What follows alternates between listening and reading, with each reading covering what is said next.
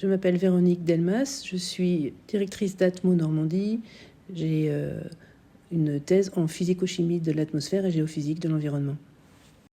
La première fois qu'on a formé des nez à la reconnaissance des odeurs, c'était en 1998 sur la commune de Grand-Couronne. Il y avait une usine qui fabriquait de l'huile à partir de graines de céréales et qui émettait beaucoup d'odeurs. Et ces odeurs gênaient beaucoup les habitants. En raison de cette gêne, la mairie de Grand-Couronne a organisé une réunion avec des représentants des habitants des associations, des représentants de l'usine en question, nous, Atmo Normandie, et évidemment des représentants de la mairie.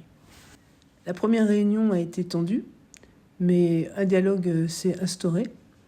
Dans le cadre de ces discussions, l'idée a été émise et acceptée par tous de former les habitants à la reconnaissance des odeurs.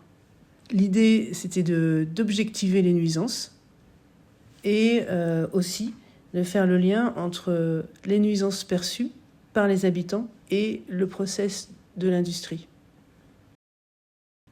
Au final, le pari a été gagné à la fois parce que les habitants ont pu se former à la reconnaissance des odeurs, 72 heures de formation, et puis ça a permis d'instaurer un langage commun entre l'industriel et les habitants, et ça a permis de se comprendre. En parallèle de ça, l'industriel s'est engagé à mettre en place un biofiltre pour réduire les nuisances odorantes. Le résultat a été une diminution drastique des odeurs perçues par les habitants, mesurées par les habitants, grâce à la mise en place de ce biofiltre. Les clés du succès des nez normands, premièrement, c'est tout le monde doit être autour de la table, y compris les nez habitants qui sont les mieux placés pour décrire la gêne qu'ils ressentent dans leur vie quotidienne. Autre clé de succès, la transparence des résultats. Les résultats des nez normands sont publiés.